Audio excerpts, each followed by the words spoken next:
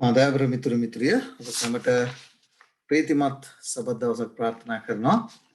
උන්වහන්සේ අපිට තවත් අවස්ථාවක් දීලා තිබෙනවා.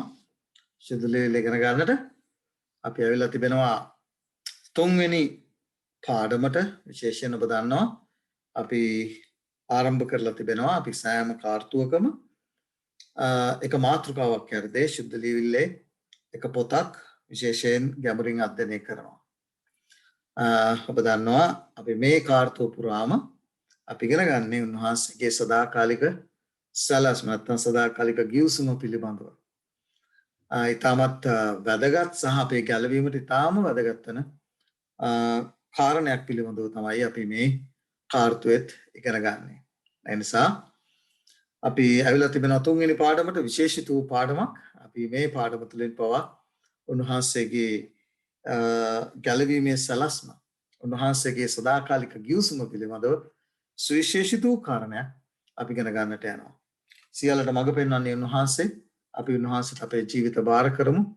මොකද ඒ ප්‍රඥාව පැමිණෙන්නේ ශුද්ධ ලේවිල තේරුම් ගැනීමේ ප්‍රඥාව පැමිණෙන්නේ ඉහළින්. උන්වහන්සේ නොදුන්නොත් අපිට ශුද්ධ ලේවිල තේරුම් ගන්නට හැකියාවක් නැහැ. උන්වහන්සේ පොරොන්දුලා තිබෙනවා.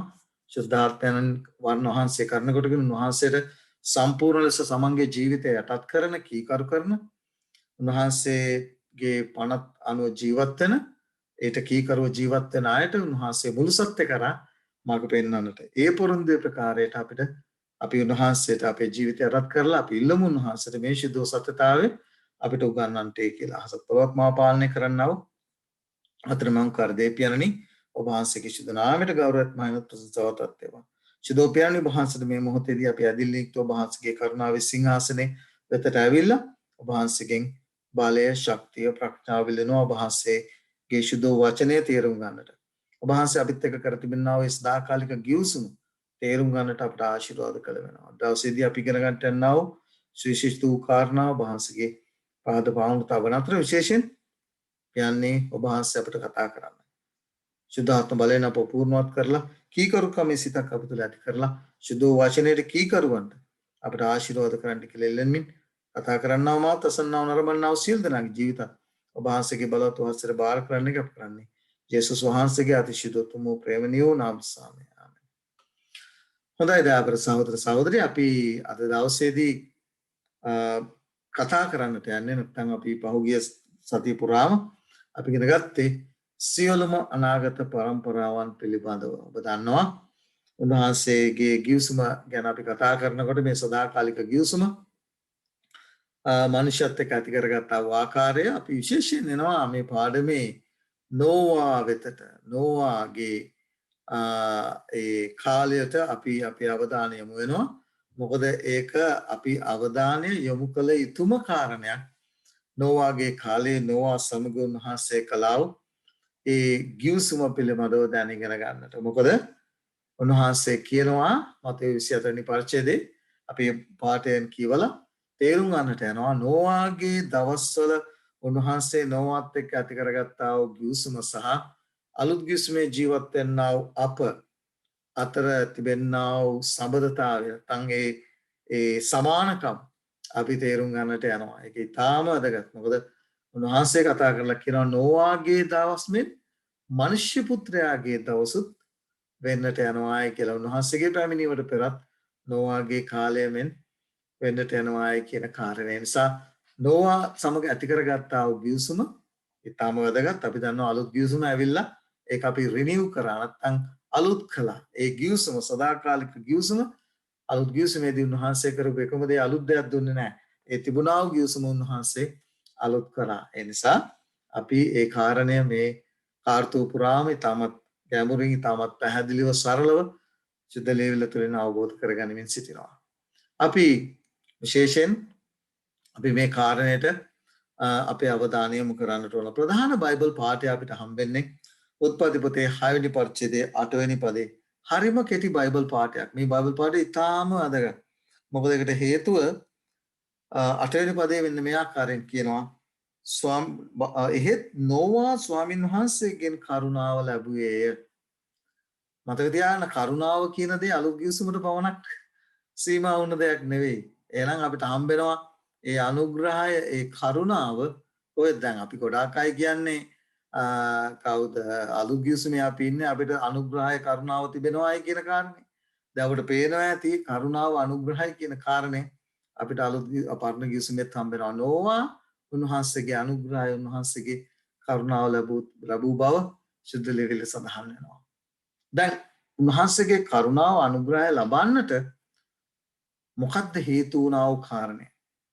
මොකක්ද හේතු වුණා වූ කාරණේ? මේ කාරණේ ඊටාම වැදගත්. අපි තේරුම් ගැනීම ඊටාම වැදගත්. මොකද ඔබ දන්න කාරණයක් තමයි මේ පාපය නිසා අපි දන්නවා මිනිස්යා දෙවියන් වහන්සේගේ මහිමෙන් හීන වුණා. ඔබ දන්නවා පාපයට පෙර තිබුණා ලෝකය. පාපයට පෙර තුනා ලෝකයේ දෙස උන්වහන්සේ බලලා කියනවා ඊතා යහපත්ව තිබුණේ කියලා. ඊතා යහපත්ව තිබුණා මේ ලෝකය ඊතා අලංකාරව මහිමාන්විතව තිබුණා මේ ලෝකය පාපය සහ පාපයට පසුව සිදු වුණා වූ කාරණේ ඔබ මා හොඳ ආකාරව තේරුම් ගන්නටම අවශ්‍යයි. එතකොට පාපයට පෙර මේ ලෝකය ඊතා යහපත්ව තිබුණායි කියලා ශුද්ධ ලිපිවල සඳහන් වෙනවා. උන්වහන්සේ මේ ඒ දිස බලලා ඒ ඊතා යහපත්ව තිබුණේ කියලා සඳහන් වෙනවා උත්පත්ති පොතේ. ඊට පස්සේ අපිට හම්බෙනවා පාපයත් සමගම පාපය ඔබ දන්නවා පළමුව ඒව හරි අලංකාර වෙතන කියනවා පාපේ ජනිත වෙන්නා වූ ආකාරය පිළිබඳව අපි ඒ බයිබල් පාඩේ අපි කියවුවොත් ඒක ඉතාමත් මම හිතනවා වැදගත්. කොයි ආකාරයෙන්ද මනුෂ්‍යයා පාපයට වැටීම ගැන කියනවා මෙන්න මෙහෙම 6 වෙනි පදේ උත්පත්ති 3 වෙනි පරිච්ඡේදයේ 6 වෙනි පදේ මෙන්න පාපයේ ස්වභාවය. ස්ත්‍රී වනාහි ඒගා කෑමට හොඳ බවද දැන් මේ ස්ත්‍රිය තීරණය කරන්නේ ස්ත්‍රිය නිගමනය කරනවා ස්ත්‍රිය තමන්ගේ මනසෙන් තීරණය ගන්නට පෙර තමන්ගේ දෘෂ්ටි කෝණයෙන් පෙනෙන දේ වචනින් කියනවා පෙනෙන දේ කාලිකය නොපෙනෙන දේ සදාකාලිකය කියලා. මේක තමයි මනුෂ්‍ය ස්වභාවය. උන්වහන්සේ යමක් කිව්වා. උන්වහන්සේ ආඥාවක් දුන්නා අයට. ඒ ආඥාව තුළ කීකරුකම උන්වහන්සේ බලාපොරොත්තු වුණා. මොකද උන්වහන්සේගේ ආඥාව මොකක්ද ඉල්ලන්නේ? කීකරුකම ඉල්ලන්නේ. පාරිශුද්ධ ජීවිතය ඉල්ලන්නේ. උන්වහන්සේට සම්පූර්ණ කීකරුකම උන්වහන්සේ ඉල්ලනවා. උන්වහන්සේගේ ආඥාව තුළ. නමුත් අපි දන්නවා පාපය කරන කොටගෙන ඇය ඒ ආඥාවට පිටුපාලා ඊට පස්සේ අපිට හම්බෙන කෑමට හොඳ බවද ඒ ඇස්වලට ප්‍රිය බවද නුවණ ලැබීම සඳහා ආශා විය යුතු ගහක් බවද දැක එතකොට ඇස් දෙකෙන් තමයි අය තීරණය කරේ. මේක තමයි පාපයේ ස්වභාවය. යම් කෙනෙක් පාපයක් කරන්නට ඉස්සෙල්ලා ඒ පාපය පිරිසිදු ගත්තට පස්සේ පාරණ අලුත් ගිස්මේ හරි ලස්සනට කියනවා ඊට පස්සේ අපි ඒ පාපයට වැඩෙන්න අපේ මනසේ ඉඩ දෙනවා.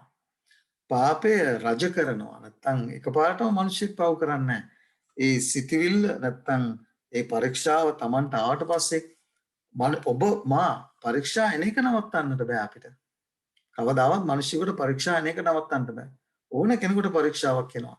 ඒ පරීක්ෂාවෙන් ජය ගන්න තියෙන එකම මාර්ගය තමයි ඒ එන අවස්ථාවෙම එයින් ඈත් වෙන එක. නමුත් ස්ත්‍රී අපිට පේනවා පරීක්ෂාව තුළ ජීවත් වුණා. ඒ දේ තමන්ගේ මනසින් තීරණය කළා. පරීක්ෂාවට වැඩෙන්න ඉඩ දෙන්න තමන්ගේ මන තුළ. ඊට පස්සේ ඒ දේ වර්ධනය වුණාට පස්සේ තමයි පාපය පිළිසිඳ ගත්තේ. අලුත් ගිස්මේට අනුව අය ඒ ගහෙන් අරගෙන කෑවා. ඊළඟට අපි දන්නවා ඇය විතරක් නෙමෙයි මේ පාපයට කාවද තමන්ගේ සහකරුවාව ආදම්වත් එකතු කරගත්තා. දැන් ඔබ දන්නවා පාපයේ සමගම ඔවුන් නිර්වස්ත්‍ර වුණ බව ඔවුන්ට දැනුණා.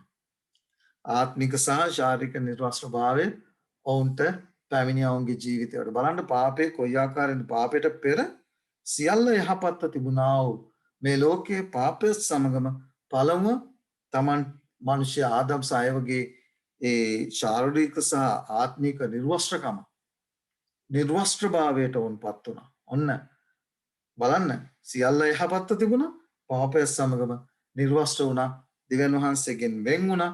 ඊළඟට බලන්න පාපයේ විපාක දැන් ඔබ කල්පනා කරලා බලන්න ඕන මේ යහපත්ව සියල්ල යහපත්ව තිබුණා ලෝකයට පාපය නිසා සිදු වුණා උදේ ඔවුන් නිර්වස්ත්‍ර වුණා. ඊළඟට එකිනෙකාට දෝෂාරෝපණය ආරම්භ වුණා. කෙලින්ම ආදම්ට වරද පැටවුවා. ආදම් ඒවට වරද පැටවුවා. ඒව සර්පයාට වරද පැටවුවා. එතකොට ඔබට පේනවා ඇති මේ පාපේ ප්‍රතිඵල නැත්තම් පාපේ විපාක ඔබට පේනවා ඇති. ඊළඟට අපිට ආමන දෝෂාරෝපණය ඊළඟට පාපය කරන කොටගෙන භූමියට ශාප කළා. ශාපය පැමිණියා. භූමියට ශාපය පැමිණියා. මතක තියාගන්න එසේ මෙසේ වරදක් නොවේ. අපි හිතන්නේ මේ ඒ ගහින් ගෙඩිය කෑව ඒතර නෙමෙයි ඒක නෙමෙයි ඇත්තටම සිදුනේ දෙවියන් වහන්සේගේ ආඥාව කඩ කිරීම. කර්ණ කොටගෙන මතක තියාගන්නට ඕනේ අපි එයින් පාපය කර්ණ කොටගෙන ශාපය පොළොවට පැමිණියා. ඊළඟට භූමිය ශාප ලැබුවා. ආදම්ට වෙහෙසෙන් යුක්තව වැඩ කරන්න සිද්ධ වුණා. ඒවට වේදනා ඇතිව දරුවන් වදන්ට සිද්ධ වුණා. ඊළඟට අපිට හම්බෙනවා පළමුවන මිනිමැරීම. තමන්ගේ සහෝදරයාව මරණු ලැබුවා. තමන්ගේ සහෝදරයාව කායින් විසින් ආබෙල්ව මරණු ලැබුවා. ඊළඟට අපිට හම්බෙනවා ඔබට මේ ලස්සනට මේ පාඩම ඉගෙන ගන්නකොට ඔබට පෙනෙයි පාපය කර්ම කොටගෙන මොන තරම් ඉක්මනින් මේ ලෝකය දුෂ්‍ය වුණාද කියන කාරණය. උත්පත්ති පොතේ 4වෙනි පරිච්ඡේදය 6වෙනි පරිච්ඡේදයට එනකොට අපිට හම් වෙන උත්පත්ති පොතේ 6වෙනි පරිච්ඡේදයට එනකොට වැඩි කාලයක් නොගොස් 6වෙනි පරිච්ඡේදය 7වෙනි 8වෙනි පරම්පරාව 10වෙනි පරම්පරාවට එනකොට ගණ්ඩ දෙයක් නෑ පොළොව. 10වෙනි පරම්පරාවට එනකොට ගණ්ඩ දෙයක් නෑ පොළොව. එච්චර ඉක්මනින් මෙච්චර අලංකාරව මෙච්චර ඉතා යහපත් තිබුණා වූ පොළොව පාපය කරනකොටගෙන ඉතාම දුෂ්‍ය තත්ත්වයට සතුන්ගේ තත්ත්වයට මනුෂ්‍යයන් පත් වුණා වූ ආකාරය අපිට ශුද්ධ ලිවිල්ලේ අපිට හම්බෙනවා. දැන් අපිට පේනවා ඇති මොන ආකාරයෙන්ද පාපය කරනකොටගෙන මේ දුෂ්‍යභාවය නැත්තම් මේ ව්‍යසනය මේ පොළොවට නාස්ති පැමිණියේ කියන කාරණය.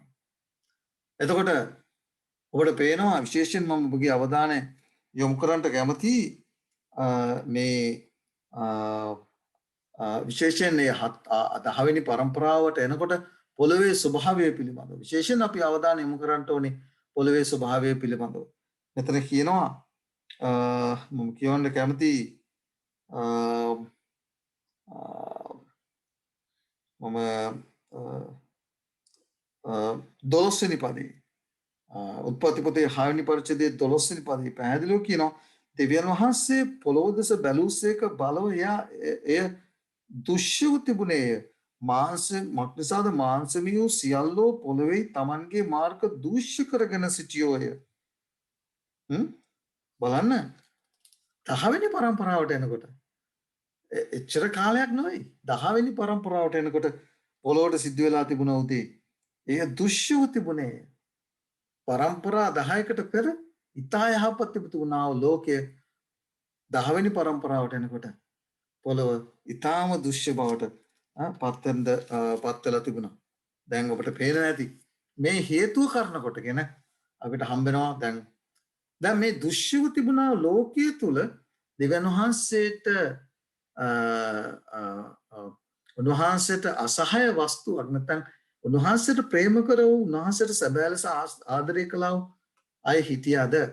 ඒ හිටියාගෙන් එක්කෙනෙක් තමයි අපිට හම්බෙන්නේ නෝවා. එතකොට නෝවා සමග උන්වහන්සේ ගිවිසුමක් ඇති කරගන්නවා. ඔබට මතක ඇති අපි ගිය පාඩම තුලින් අපි ඉගෙන ගත්ත ගිවිසුම ආබ්‍රහම් සමග කළා වූ ගිවිසුම, ඊශ්‍රායල් සෙනග සමග කළා වූ ගිවිසුම, නෝවා සමග කළා වූ ගිවිසුම සහ අලුත් ගිවිසුම මේ අනාදී වශයෙන් උන්වහන්සේ මේ ගිවිසුම අලුත් කරමින් අද දක්වා උන්වහන්සේ පැමිණ තිබෙනා වූ ආකාරය. මොකද උන්වහන්සේ තුළ තිබෙනා වූ ආශාව, මනුෂ්‍යයාට තිබෙනා වූ ආදරය, ගිවිසුමේ වැඩි බර උන්වහන්සේ දරමින් ඊටාම සුළු ප්‍රමාණයක් දශමයක් වැනි වූ සුළු ප්‍රමාණයක් ඔබටත් මටත් දෙමින් මේ ගිවිසුම කරන කොටගෙන මනුෂ්‍යයාට අයිමි වුණා වූ දේ නැවත ලබා දෙන්නට උන්වහන්සේ තුළ තිබෙනා වූ ආශාව සහ ජීවිතය සහ කැමැත්ත අපි තේරුම් ගන්නට ඕන. උන්වහන්සේගෙන් බොහෝ දේවල් ඉල්ලන්නේ. උන්වහන්සේ ඉල්ලන්නේ ඊටාම එක දෙයයි. ඒ දේ අද දවසේදී අපි ඒ නෝවාගේ ජීවිතය තුළින් අපි ඉගෙන ගන්නට යනවා. විශේෂයෙන් ඔබගේ අවධානය මම ඒ කාරණයට යොමු කරන්නට කැමතියි. දැන් ඔබට පේනවා ඇති මේ කාරණේ ඉතාමත් වැදගත්. නපුරු සිතුවිලි මම බයිබල් පාඩේ ඔබට කිව්වා. ඒ උත්පත්ති පොතේ 6 වෙනි පරිච්ඡේදය අපිට හම්බ වෙනවා. ඉතාම දුෂ්‍ය බවට ඉතාම දුෂ්‍ය තත්ත්වයට මේ පොළොව පත්තල තුනා ඒ 10 වෙනි පරම්පරාවට එනකොට පළවෙනි පරම්පරාව පාපය කරනකොටගෙන මොකද වුනේ? දෙවියන් වහන්සේව අවිශ්වාස කළා. අපිට පේනවා ඇති සම්පූර්ණ නපුරු සිතුවිලි වලින් මනුෂ්‍යයන්ගේ සිත පිරුණා. දෙවියන් වහන්සේට ඒ නපුරු සිතුවිලි වලින් නැත්තම් අවිශ්වාසය ස්වයං සාධාරණීකරණය කරන්න පටන් ගත්තා පළවෙනි පරම්පරාව. ඊළඟට දෙවෙනි පරම්පරාව මොකද කරේ? මරණය නැත්තම් මිනිමැරීම, දෙවියන් වහන්සේට විරුද්ධව කැරලි ගැසීම දෙවෙනි පරම්පරාවෙන් ඇති වුණා. හත්වෙනි පරම්පරාවට එනකොට බහු විවාහය කරමින් මිනිස්සු පුදුමාකාර විදියට ඒ දුෂ්කමට මිනිස්සු පත් වුණ අවස්ථාව අපිට වෙනවා. 10 වෙනි 8 වෙනි 10 වෙනි පරම්පරාව වෙනකොට ගන්න දෙයක් නැහැ. උත්පත්ති පොතේ 6 වෙනි පරිච්ඡේදයේ 2 වෙනි පදයේ කියනවා ස්වාමීන් වහන්සේ මගේ ආත්මේ මිනිස්සයා සමග සදාකාල්ම විවාද නොකරන්නේ මක් නිසාද? ඔහුත් මාසේ එසේ විනමුත් ඔහුගේ කාලය 120 අවුරුද්දක් වන්නේ යයි කීසේක. දැන් අපිට පේනවා ඇති පුදුමාකාර ලෙස දුෂ්‍ය වෙලා තිබුණා. දැන් මම 11 වෙනි පදයේ ඔබට මතක ඇති මම කිව්වා පොළොව දෙවියන් වහන්සේ ඉදිරියේ දුෂ්‍ය වූ අය පොළොව බලහත්කාරයෙන් පිරී තිබුණේ. ඒ වචනේ කියනවා උන්වහන්සේ මිනිසයා සාදු බවින් තැවුනායි කියලා. උත්පත්ති පොතේ 6 වෙනි පරිච්ඡේදයේ 5 සහ 6 මම කියවන්න කැමතියි. මිනිසයාගේ දුෂ්ටකම හොඳට අහගන්න. මිනිසයාගේ දුෂ්ටකම පොළොවේ මහත් බවද ඔහුගේ සිතේ කල්පනාවල කවර අරමුණක් නිරන්තරයෙන් නපුරව තිබෙන බවද ස්වාමීන් වහන්සේ දුර්සේක. තවද ස්වාමීන් වහන්සේ පොළොවේ මිනිසයා සෑදූ බැවින් තැවි තමන් සිතින්ම ශෝක වූසේක. මොනතරම් කනගාටුදායක තත්ත්වයක්ද. උන්වහන්සේගේ ස්වරූපයෙන් උන්වහන්සේගේ සමානත්වයට මවපු මිනිසයා ඉතා යහපත්ව තිබුණා මේ ලෝකයේ පාපය කරනකොටගෙන පාපයේ ප්‍රතිඵලය කරනකොටගෙන මොනතරම් දුෂ්‍ය තත්ත්වයකට උන්වහන්සේට මිනිස්යාව මැවීම පිළිබඳව තැවෙන්නට දුක් වීම ශෝක වෙන්නට තරම් මේ පොළොව මිනිස්යාගේ සිටිවිලි මිනිස්යාගේ ක්‍රියාකාරකම නපුරු වෙලා තිබුණා. එදා සහ අද අතර වෙනසක් තිබෙනවද? මම විශේෂයෙන් අපි අහන්න ඕන. අපි ජීවත් වෙනවා මේ ලෝකේ. නෝවාගේ කාලය ඒ වචනේ එකයි කියන්නේ උන්වහන්සේ අපිට හම්බ වෙනවා මේ මතේ 24 වෙනි පරිච්ඡේදය මම කියවන්න කැමතියි. මොකද ඒක ඊටාම වැදගත් වෙනවා මේ පාඩමට. ඔබගේ අවධානය විශේෂයෙන් මේ කාරණයට මම යොමු කළ යුතුමයි. මතේ පොතේ 24 වෙනි පරිච්ඡේදයේ මෙන්න මේ ආකාරයෙන් කියනවා උන්වහන්සේ ලෝක අවසානය ගැන කතා කරලා 24 මම කියවන්න කැමති 36 සිට එතන කියනවා 37 සිට මම කියවන්න කැමති නෝවාගේ දවස් මෙන් මනුෂ්‍ය පුත්‍රයාගේ දවසුත් වන්නේ. දැන් නෝවාගේ කාලය සහ අද අතර කිසිම වෙනසක් නැහැ. මේ අද උත්පත්ති පොතේ කිව්වා ඒ කාරණයෙන් 6 5 වෙනි පරිච්ඡේදයේ කියනවා මනුෂ්‍යයාගේ දුෂ්ටකම පොළවේ මහත් බවද. අද ඔබ කල්පනා කරලා බලන්න මේ ලෝකේ මනුෂ්‍යයාගේ සිතවිලි මනුෂ්‍යයා දකින්නේ යහපත් ලෙස. බලන්න දේව වචනයේට පාපය එදා සොදොම් සහ ගොමෝරාව තිබුණා වූ ඒ සමලිංගික සේවනය අද මුළු ලෝකයේම අද නීතියක් බවට පත් වෙලා. ඒක නීතිගත කරන්න නැත්නම් ඒක සාධාරණීකරණය කරන්න අද ලෝකයා පත් වෙලා තිබෙනවා. එතකොට මෙවැනි ආදී වශයෙන් මෙවැනි දෙවියන් වහන්සේ ඉදිරියේ ඊටාම භයානක වුණා වූ ඊටාම පිළිකුල් සහගත වුණා වූ පාප අද මිනිස්සයා සාධාරණීකරණය කරන්නපත් වෙලා තිබෙනවා. ඔබට මතක ඇති ඒ සොදොම් සහ ගොමෝරාවට ඒ ඇති වුණා වූ විනිශ්චය ලැබුණා වූ විනිශ්චය දැන් ජාලගල්මෙන් පවා ලෝකේ විනාශ වෙන්න හේතු වුණා වූ කාරණේ අපිට අපි තව මේ බයිබල් පාඩේ පැහැදිලිව කියන තමන්ට ඕන විදියට ස්ත්‍රීන්ව සරණ පවා ගත්තායි කියලා තමන්ට කැමති විදියට ඒ කාමමිච්ඡාචාරය දෙවියන් වහන්සේ ඉදිරියේ තාම පිළිකුල් සාගත වුණා වූ ඒ පාපෙට මිනිසයා ඇලුම් වෙලා හිටියේ කොයි ආකාරයෙන්ද කියන කාරණේ. දැන් ඒ කාරණේ මද දවසේ අපිට වෙනසක් පේනවාද? ඊට වැඩි දෙවියන් වහන්සේ ඉදිරියේ මිනිසයාගේ අධර්මිෂ්ඨකම බෝ වෙලා මනුෂ්‍යයාගේ අධර්මිෂ්ඨකම සම්පූර්ණ වෙමින් ඉනවා ලෝක උන්වහන්සේ ඒ එදා ජලගල්මකින් ලෝකය විනාශ කළා වගේම උන්වහන්සේ මේ ලෝකය විනාශ කරන්නට මනුෂ්‍යයාගේ අධර්මිෂ්ඨකම සම්පූර්ණ වෙමින් තිබෙනවා. ඒ නිසා අපි තේරුම් ගත යුතු කාරණයක් තමයි මේ සියලු කාරණාවලදී විශේෂයෙන් නෝවා බෙතන කියනවා මම කියවන්න කැමති මම පළමුව මතයක පොතේ තිබෙනව කාරණේ කියලා ඉවර කරන්න. නමුත් ඒ එතන කියනවා මග්නිසාද ජලගල්මට පළමු දවස්වලදී නෝවා නැවට ඇතුළු වුණු දවස දක්වා මිනිස්යෝ කමින් බොමින් සරණ පවා ගනිමින් සරණ පවා දෙමින් සිටියෝය. ජලගල්ම පැමිණ ඔවුන් ගසාගෙන යනතුරු ඔවුන් නොදැන සිටියෝය. මනුෂ්‍ය පුත්‍රයාගේ ඊමත් එලෙසම වන්නේය. දැන් අපට පේනවා ඇති. නෝවා නැවට ඇතුළුණු දවස දක්වා මිනිස්යන්ගේ මනසේ වැඩ කළේ මොකද්ද? අද මේ දේශනේ අසන්නට මේ දේශන අහලා තමන්ගේ ජීවිත වෙනස් කරගන්න මිනිස්යාට අවශ්‍යතාවයක් නැහැ. ඊට වැඩිය තමන්ට ලොකුයි. තමන්ට වැදගත් වෙන දේවල් තිබෙනවා. එතකොට ඒ කාලයේදීත් ඒ ආකාරයෙන්ම මෙවැනි මේ අනුතුරු ඇඟීමේ පණිවිඩ උන්වහන්සේගේ දෙවන පැමිණීම පිළිබඳව ලෝකාසන්නී ලක්ෂණ පිළිබඳව මේ පිළිබඳව අනාගත වාක්‍යයේ ලියවිලි තේරුම් කර දීම පිළිබඳව මේවා මිනිස්සු මේවා දෙස බලන්නේ මහා මේ අපහාසාත්මකව. එතකොට එදා සහ අද අතර කිසිම වෙනසක් නැහැ. නමුත් මෙතන කියනවා ජලගල්ම මග්නිසාද ජලගැලීමට පළමු දවසලදී නෝවා නැවට ඇතුළු දවස දක්වා මිනිස්සු කමින් බොමින් සරණ පවා ගනිමින් සරණ පවා දෙමින් සිටියෝය. අදත් මේ නොවේද සිදුවෙන්නේ? කනවා බොනවා සරණ පවා ගන්නවා සරණ පවා දෙනවා ක්‍රීඩාවන්ට මනුෂ්‍යයන්ගේ මනස යොමු වෙලා දෙවියන් උන්වහන්සේගේ පැමිණීම ගැනවත් උන්වහන්සේගේ රාජ්‍යයට සූදානම් වීම ගැනවත් මේ මනුෂ්‍යයාගේ මනසේ අද දවසේදී වැඩ කරන්නේ. අපි අපෙන් අහලා ඔසවලා දැනගන්න ඕන අපි කොච්චර උන්වහන්සේගේ පැමිණීමට සූදානම් වෙන්න අපේ සිත තුළ ජීවිතයක් තිබෙනවද කියලා. එහෙම ජීවිතයක් අපි තුළ නැතිකොට අනිත් අයගේ මොනවද අපි බලාපොරොත්තු වෙන්නේ? දැන් සෞදේ නිසා එදා සහ අද අතර වෙනසක් නැහැ. මේ ලෝකයා මෙවැනි කාර්යබහුල ජීවිතයක් ගත කරන අතර නෝවා එදා කෑ ගැහුවා වගේ අවුරුදු 120ක් තිස්සේ දේශනා කළා වගේ ජලගල්ම එන්ට යනවා. එයින් බේරෙන්ට නම් නැවට ඇතුල් වෙන්න කියන පණිවිඩය දුන්නා වගේ අදත් දෙවියන් වහන්සේගේ දරුවෝ මේ පණිවිඩය උන්වහන්සේගේ පැමිණීම පිළිබඳව මේ සුභ සදාකාලික සුභාරංචි මනුෂ්‍යයන් වෙතට ගෙනෙනවා. නමුත් කීයෙන් කී දෙනාද මේ පණිවිඩයට අහුම්කම් දෙන්නේ? 6 වෙනි පදේ කතා කරන්නා මේ උන්වහන්සේගේ කරුණාව ලබන්නට හේතු වුණා වූ කාරණය කුමක්ද? නෝවා සහ මෙතන දේවචනේ පැහැදිලිව කියනවා එහෙත් නෝවා ස්වාමීන් වහන්සේගෙන් කරුණාව ලැබුවේය. හේතුව මොකක්ද?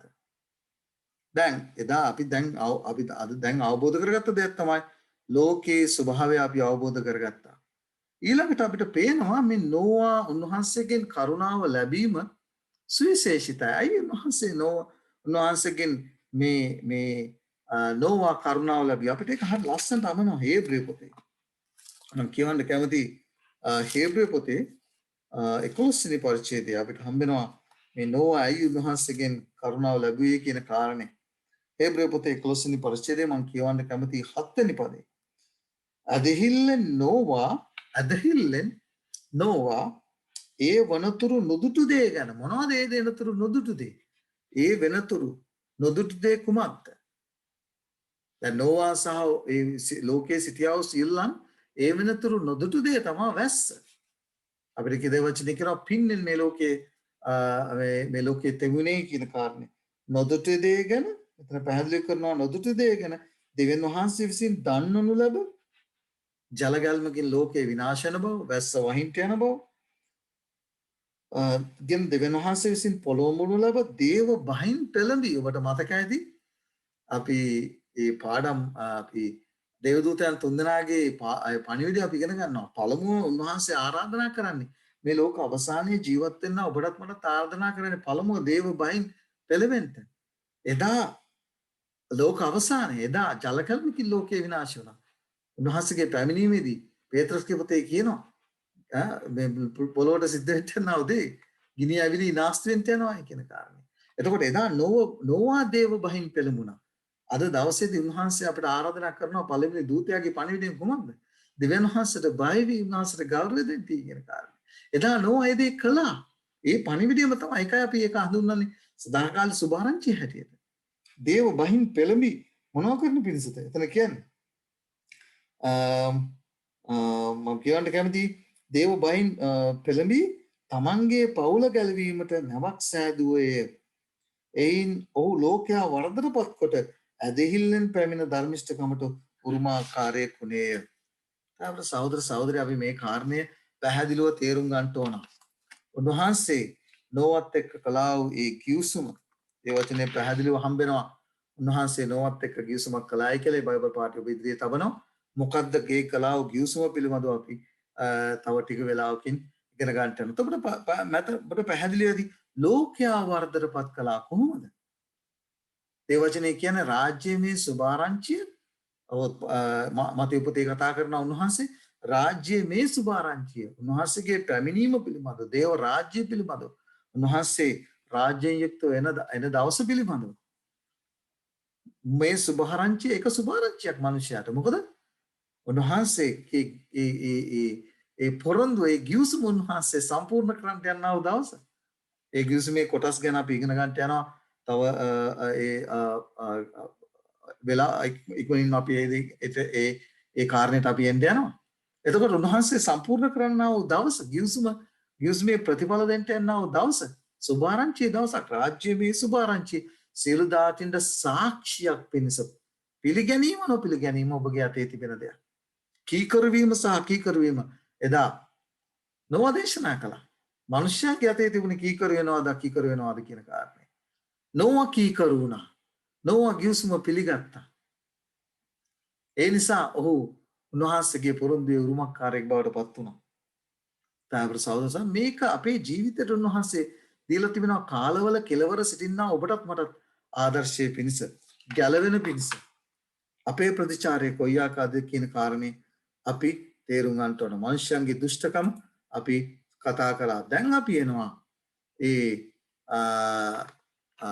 මෙතන පැහැදිලිවම අපිට හම් වෙන උත්පත්ති පොතේ 6 වෙනි පරිච්ඡේදය 9 වෙනි පදේ නොවා ධර්මිෂ්ඨ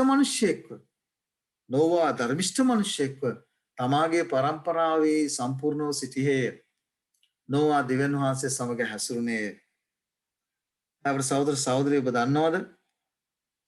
නොවා මේ බයිබල් පාඨය තුල කාරණා තුනක් හම්බ වෙනවා. මෙච්චර ලෝකයේ දුෂ්ටකමින් පිරීලා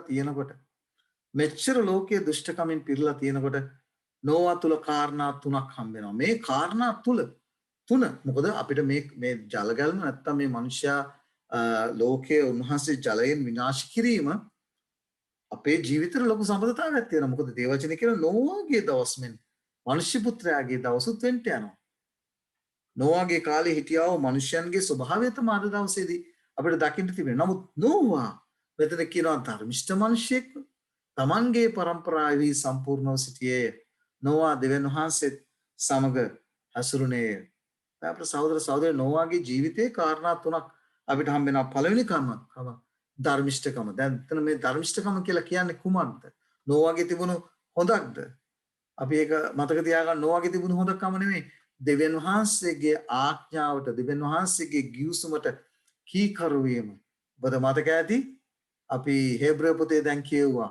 ඔව් ධර්මිෂ්ඨ කොට ගණන් ගන්න ලැබුවේ හයි උන්වහන්සේ යම් දෙයක් කරන්ටේ කියලා කිව්වා.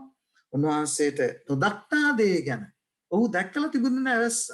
ඔහු ජලගල්මක් ගැන ඔහුගේ ජීවිතය ඔහු අත්දැක තිබුණේ. නමුත් නොදක්වූ දේ ගැන අදහමින් උන්වහන්සේට සම්පූර්ණ ලෙස කීකරු වෙමින් උන්වහන්සේ කියපු දේ කළා.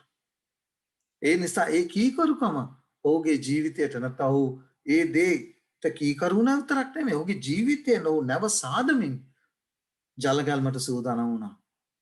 උන්වහන්සේ අදත් ඔබට මට ආරාධනා කරනවා ඒ නැව සාදවෙ නැත්නම් උන්වහන්සේගේ රාජ්‍යයට සූදානම් වීම අපේ ජීවිතයෙන් අපි පෙන්වන්නට ඕන. මේක තමයි ඇදහිල්ල. ඇදහිල්ල අදහනවායි කිය වචනෙන් කිව්වට හරියක් නැහැ. ඒක ඔබේ ජීවිතයෙන් ඔබ පෙන්වන්නට ඕන. ඔබේ ජීවිතයෙන් ඒ දේ අන්යන් දකින්නට ඕන. ඔබ ස්වර්ග රාජ්‍යයට සූදානම් වන කෙනෙක්. ස්වර්ගීය පුරවැසි භාවය ලැබපු කෙනෙක් තුළ තිබිය යුතු ගුණාංග දේව වචනේ අපිට හම්බ වෙනවා. එතකොට ස්වර්ග රාජ්‍යයට සූදානම් වන කෙනෙක්. කෑම බීම ආහාර පාන ඇඳුම් පැළඳුම් යන ගමන්ම මේ සියල්ලෙන් ඔබගේ ජීවිතය තුළ ඒ දේ සම්පූර්ණ වෙන බව මිනිස්සු දකින්නට ඕන. එදා නෝවා තුළ තිබුණ මේ කාරණේ. කාරණා තුනක්. පළවෙනි කාරණේ ධර්මිෂ්ඨකම. ඔහු තුළ තිබුණා වූ නිර්දෝෂී ජීවිතය. අනිත් එක තුන්වෙනි කාරණේ තමයි දෙවියන් වහන්සේත් එක්ක හැසිරීම. දෙවියන් වහන්සේත් එක්ක හැසිරීම. එදා මිනිස්සයා බලන්න මම මෙතන හයිලයිට් කරලා තියෙනවා කහ පාටට විශේෂයෙන් එදා ලෝකයේ ස්වභාවය ඔවුන්ගේ සිත්වලට ශුද්ධාත්මයන් වහන්සේගේ හඬ නැසෙන ලෙස ශුද්ධාත්මයන් වහන්සේගේ හඬ නැසෙන ලෙස ඔවුන්ගේ සිත් දැඩි වෙලා තිබුණා. ඔබට මතක ඇති මම මීට පෙර දේශනාවක් කළා ශුද්ධාත්මයන් වහන්සේට විරුද්ධව කරන පාපය පිළිබඳව. ඒක එකපාරටම මිනිස්සෙක් ශුද්ධාත්මයන් වහන්සේට විරුද්ධව කරන පාපය ගැන සුද්ධ ලිවිලේ පැහැදිලිව කතා කරනවා. ශුද්ධාත්මයන් වහන්සේට විරුද්ධව කරන පාපයට කමාවක් ලැබෙන්නේ නැහැ කියන කාරණය. ඒක දේශනාවකින් මම ඉතාමත් පැහැදිලිව උන්වහන්සේගේ මඟ පෙන්වීම ඇතුව විස්තර කළ දුන්නා ඒ ස්ටේජස් නැත්නම් ඒ පියවරවන්. කොයි ආකාරයෙන්ද පළවෙනි පියවර, දෙවෙනි පියවර, තුන්වෙනි පියවර සහ හතරවෙනි පියවරට එනකොට ශුද්ධාත්මයන් වහන්සේගේ හඬ ඔබට නොඇසෙන තරම් ඔබගේ දී ශුද්ධාත්මයන් වහන්සේ ඔබ ඈත් කරලා. උන්වහන්සේ ඔබ ඈත් කළානේ ඔබ උන්වහන්සේව ඈත් කරලා. ඔබට ඒ වීඩියෝ එක ඔබට බලා ගන්න පුළුවන් YouTube channel එකට ගියොත් තිබෙනවා ශුද්ධාත්මයන් වහන්සේට විරුද්ධව කරන්නා වූ පාපය පිළිබඳව. ඒ නිසා එදා සිටිය මිනිස්සුන්ට අද බොහෝ දෙනෙකුට මේවා තේරෙන්නේ නැහැ, මේවා ඇහෙන්නේ නැහැ. මේවා තේරුම් ගන්නට බැයි ඔවුන්ගේ සිත් දැඩි කරගෙන. ඔවුන්ගේ සිත් විවෘත නැහැ. විවෘත මානසිකින් ශුද්ධාත්මයන් වහන්සේට උගන්වන්නට Tamanට ඉඩ දෙන්නේ නැහැ. Taman ඉන්නා වූ Taman දරන්නා වූ මතයම ධර්මයෙන් ශුද්ධාත්මයන් වහන්සේට කතා කරන්න බැරි තරම් ඔවුන්ගේ සිත් දැඩි කරගෙන ආලෝකයේ දකින්න බැරි තරම් ඔවුන්ගේ සිත් අන්ධකාරයෙන් පිරලා තිබෙන්නේ. ඔවුන්ට තවදුරටත් ශුද්ධාත්මයන් වහන්සේගේ හඬ ඇසෙන්නේ නැති තත්වයකට අද දවසේදී පවා මිනිස්සුපත් වෙලා තිබෙනවා. මතක තියාගන්න. උන්වහන්සේගෙන් නොවා කරුණාව ලැබුවේ උන්වහන්සේගෙන් මේ දේව වචනේ කතා කරන්නා වූ නොවා ධර්මිෂ්ඨ මිනිසෙක්ව Tamanගේ પરම්පරාවන්හි සම්පූර්ණව සිටින්න හැකියාවක් ලැබුණේ උන්වහන්සේත් එක්ක හැසිරෙන්න හැකියාවක් ලැබුණේ එකම එක කාරණයක් නිසා. කීකරුකම නිසා. උන්වහන්සේ යම් දෙයක් කියා තිබුණාද? නොවා කීකරුව ඒ දෙයට කීකරුව ඒ ඉල්ලපු දේ උන්වහන්සේ ඉල්ලපු දේ නොවා කරන නිසා කලපු නිසා ඒබ්‍රේ පුතේ කතා කරන හැටියට ඒක ඔහුට ධර්මිෂ්ඨකම කර ගණන් ගන්න ලැබුවායි කියන කාරණය. උත්පත්ති පොතේ 6 වෙනි පරිච්ඡේදයේ 8 වෙනි පදයේ මෙන්න මේ ආකාරයෙන් කියනවා. ඒ බයිබල් පාඩේ අපි කියුවා කොයි ආකාරයෙන්ද උන්වහන්සේගෙන් කරුණාව ලැබුවේ කියන කාරණය. දැන් ඔබේ අවධානය යොමු කරන්න කැමතියි ඒ නොවා සමකලාව ගිවිසුම. මේවා සමකලාව ගිවිසුමට අපි පැමිණෙනවා. දැන් ඔබ දන්නවා උත්පත්ති පොතේ 6 වෙනි පරිච්ඡේදයේ 18 වෙනි පදේ මම කියවන්න කැමතියි. එතන කියනවා 18 වෙනි පදේ එහෙත් නුඹ සමග මගේ ගිවිසුම පිහිටවන්නේ නෙමෙයි. ඔබට මතක ඇති. මේ උන්වහන්සේගේ කරුණාව ලැබුවා වූ නොවා සමග උන්වහන්සේ ගිවිසුමක් පිහිටෙව්වා. මොකද්ද කියන්නේ 6 වෙනි පරිච්ඡේදයේ 18 වෙනි පදේ. එහෙත් නුඹ සමග මාගේ ගිවිසුම පිහිටවන්නේ නෙමෙයි. නුඹද නුඹ සමග නුඹේ පුත්‍රයෝද නුඹේ භාර්යාවද නුඹේ පුත්‍රයන්ගේ භාර්යාවද නැවත ඇතුල් වන්නෝය. මේකට අකීකරු වුණා නම් මොකද වෙන්නේ ගිවිසුමට? ටිකක් කල්පනා කරලා බලන්න. උන්වහන්සේ නොවා සමග කළා වූ ගිවිසුම. දැන් මේ ගිවිසුමට මම කිව්වා කාරණා තුනක් ඇතුළත්. පළවෙනි කාරණය තමයි දෙපාර්ශ්වයක් ඉන්න ඕන. ගිවිසුමක් ඇති කරගන්න අපි කියන විවාහ ගිවිස ගන්නවා කියන කාරණය. විවාහ ගිවිස ගැනීමේදී පුරුෂයා සහ ස්ත්‍රිය කියන කාරණා පාර්ශ්ව දෙක සිටිනවා. එතකොට දැන් එදා සිටියා වූ නොවා සමග කළා වූ ගිවිසුමේදී දෙවියන් වහන්සේක පාර්ශ්වය සහ නොවා අනිස් පාර්ශ්වය. ඊළඟට මේ ගිවිසුම තුල අයි උන්වහන්සේට සිදු වුණේ නොවා සමග මේ ගිවිසුම ඇති කරගන්නට. ඊළඟ කාරණේ තමයි විනාශය පිළිබඳව ලෝකයේ විනාශය පිළිබඳව දන්වනු ලැබුවා නොවාට. එතකොට මේ ගිවිසුම්ගත වුණේ ඇයි? කල්පනා කරලා බලන්න මේ ගිවිසුම කියන කාරණය තේරුම් ගන්න තියෙන හොඳම ක්‍රමය තමයි මේ ගිවිසුම පැවැත්ම ගිවිසුමේ සාර්ථකත්වය සම්පූර්ණ රඳා තිබෙන්නේ පාර්ශව දෙක කොයි ආකාරයෙන්ද මේ ගිවිසුමට දක්නා වූ අනුකූලතාවය නැත්තම් ඒ කීකරුකම කරන උන්වහන්සේගේ පැත්තෙන් උන්වහන්සේ මනුෂ්‍යයා ගියේ නෑනේ උන්වහන්සේත් එක්ක ගිවිසුම් ගත කරන්න. දෙවියන් වහන්සේ තමයි මනුෂ්‍යව සොයාගෙන ආවිලා මේ ගිවිසුම ඇති කරගත්තේ. ඒ නිසා නෝවා සමග ඇති කරගත්තා වූ ගිවිසුමේදී නෝවා මොකද කරේ? අපිට හම්බෙනවා ඒ විනාශයෙන් නෝවව කීකරුවන්නන්ව ගලවන්ට නෝවා තුල ඒ නෝවා සමග ඇති කරගත්තා වූ ගිවිසුම අපිට හම්බෙනවා. විනාශය දන්නවා. උන්වහන්සේ කිසි දෙයක් කරන්නේ නැහැ නොදන්නවා. උන්වහන්සේ පිළිබඳව දන්නවා. ඊළඟට මේ ගිවිසුම තුල තිබුණා පොරොන්දුව. මොනවද පොරොන්දුව? උන්වහන්සේ ආරක්ෂා කරන බව.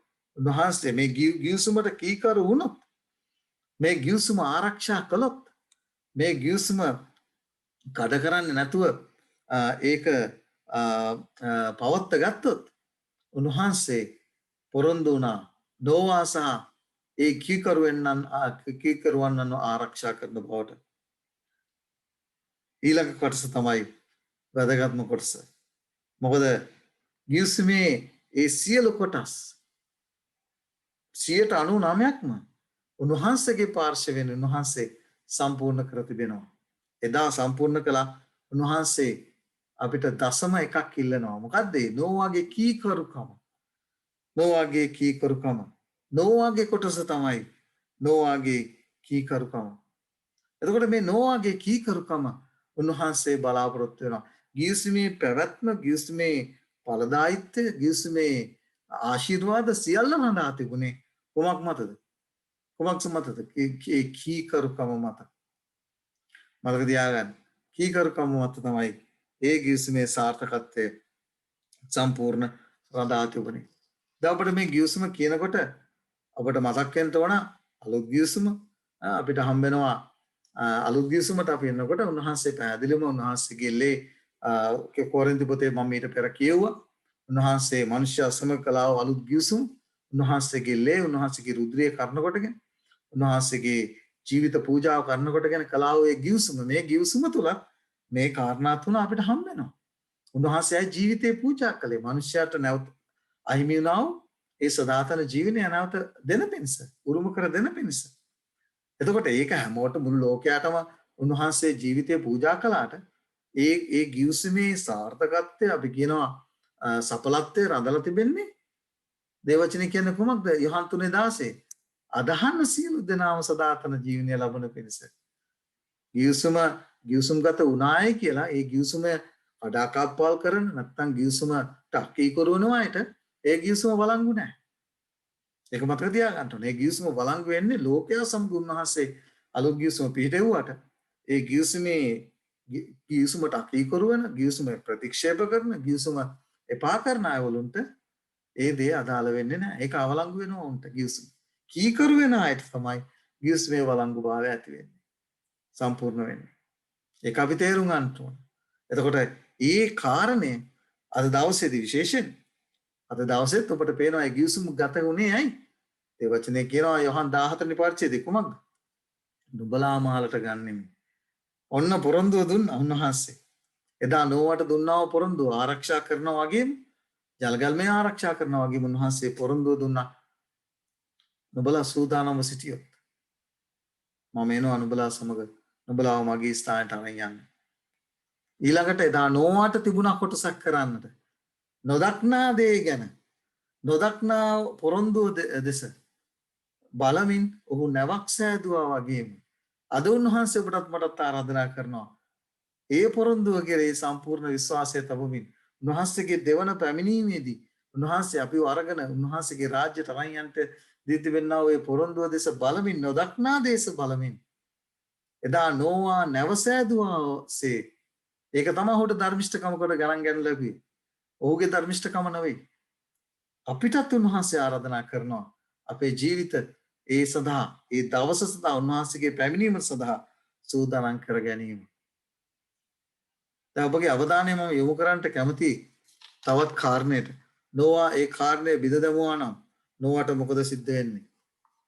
ඔබට තවත් ගිවිසුමක් හම්බ වෙනවා. ඒ ගිවිසුම් පෙට්ටිය. ඔබට මතකද? ගිවිසුමේ පෙට්ටිය. ගිවිසුමේ පෙට්ටිය තුල මොනවද තිබුණේ? උන්වහන්සේගේ ශුද්ධ වූ දස ආඥා පාලක. ඒ නිසා තමයි ඒක ගිවිසුම් පෙට්ටිය හැටියට හැදුන්නේ.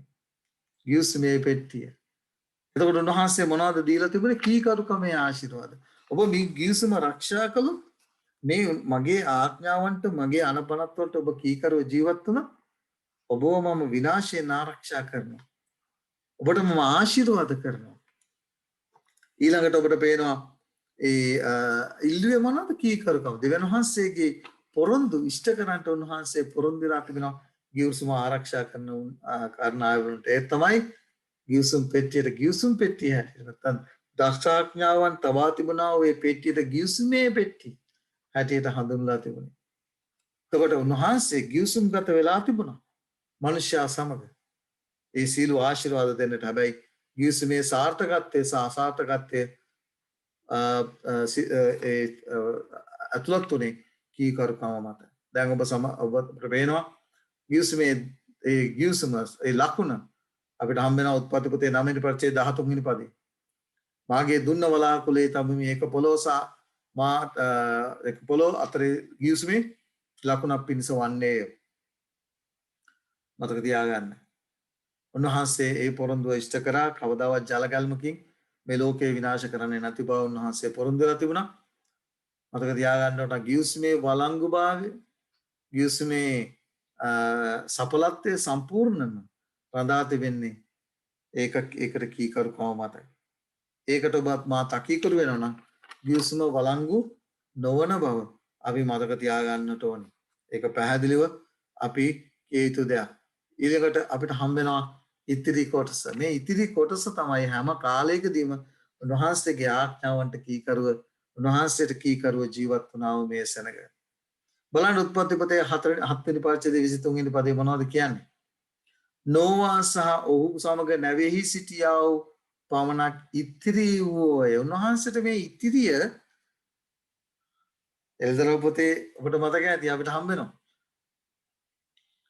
මහා සර්පයා ස්ත්‍රී කෙරෙහි උදාසී. මම මේ විශේෂයෙන් 12 වෙනි පරිච්ඡේදය ගැන මම ඔබ ඉදිරියේ විශේෂිත මේ බයිබල් පාඩය ගැන දේශනා කීපයක් මම ඔබ ඉදිරියේ තබුවා. මනුෂ්‍යයන්ට මේ දේවල් රුස්සන්නේ නැහැ, දන්නේ නැහැ මොන හේතුවක්ද කියන කාරණේ. ඉතිරිය අපිට හම්බ වෙනවා නෝවාගේ කාලේදී. මේ ඉතිරිය බයිබල් පාඩ ඔබට දීප් තිබෙනවා ගොඩාක්. මේ ඉතිරිය ගැන කතා කර තිබෙනවා. සෑම කාලයකදීම උන්වහන්සේට මේ ඉතිරිය හිටියා. කීකරුකමේ ජනතාවක් ඊශ්‍රායල් සෙනග තුර පවා උන්වහන්සේට ඉතිරියක් හිටියා.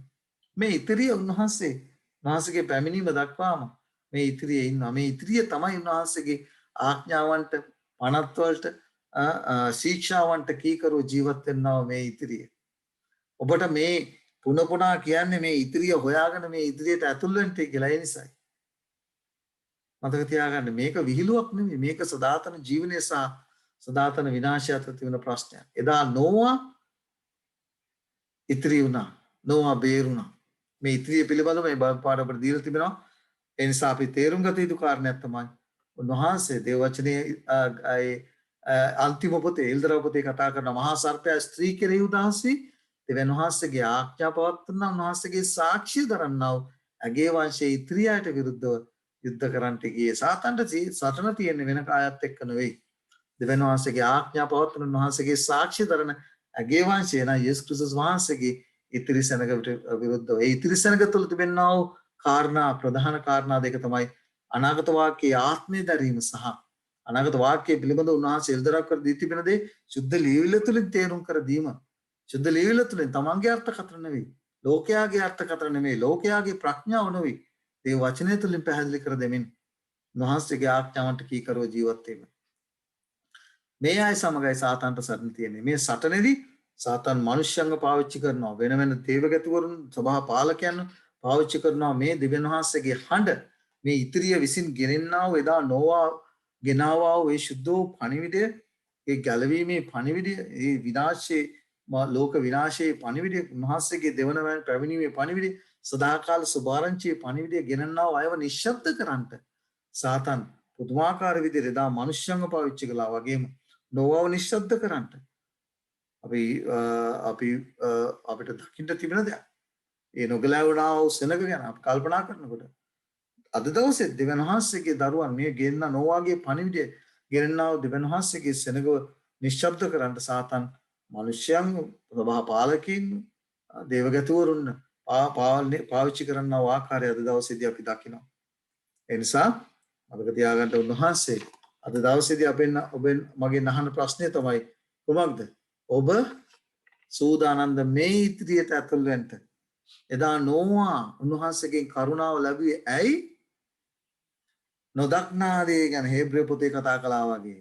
නොදක්නාගේ දේ ගැන ඇදහිල්ලෙන් දකිමින් ඔව් තමන් සහ තමන්ගේ පවුල ගලවා ගැනීම පිණිස නවක් සෑදීම කරනකොට. උන්වහන්සේ අද දවසෙත් මේ මහත් වූ පොරොන්දුව උන්වහන්සේ ඔබගේ ජීවිතයට මගේ ජීවිතයට ඉෂ්ට කරන්න සූදානම්. ඔබගෙන් මගෙනුත් ඉල්ලන්නේ මේ ගිවිසුම ඒ ගිවිසුමේ වළංගුභාවය සඵලත්වය සම්පූර්ණ රඳා තිබෙන්නේ උන්වහන්සේගේ කොටස උන්වහන්සේ කරලා ඉවරයි. මේ ගිවිසුමේ වළංගුභාවය සහ සඵලත්වය සම්පූර්ණ රඳා තිබෙන්නේ ඔබගෙත් මගෙත් කීකරුකම මත. ඒ නිසා අපි නෝවාමින් කීකරු දරුවන් වෙමින් මේ ගිවිසුමේ ප්‍රතිලාභ ලබා ගන්නට අපි සූදානම් වෙමු. අපේ ජීවිත කැප කරමු. කීකරුකමේ ආත්මීයත්ව මේ සුද්ධ සත්‍යතාවයට පිළි අරගෙන කීකරු වෙලා උන්වහන්සේගේ දරුවන් හැටියට ජීවත් වෙමේ සේකරන්ට ඔබටත් මටත් උන්වහන්සේ කරුණාව ආශිර්වාද ප්‍රාර්ථනා කරනවා. ඔබ සැමට ජේසුස් පිහිටයි.